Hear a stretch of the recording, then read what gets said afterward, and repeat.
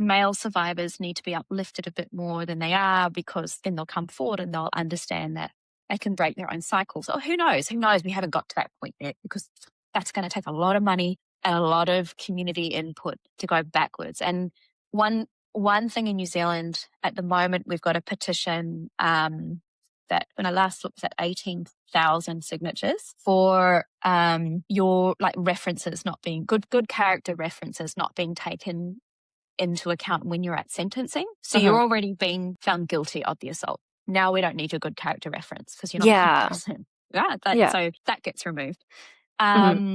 That started in Australia, and Sam Troth here in New Zealand is your ambassador for that, and he's been amazing in that space. So there's an example of preventative, but again, that's after the fact. So it's assisting with recovery. So how do we go backwards, leading with love and having love at the center of everything, going backwards and going, this legal framework or our country's opinions don't come from that space. So how do we do that?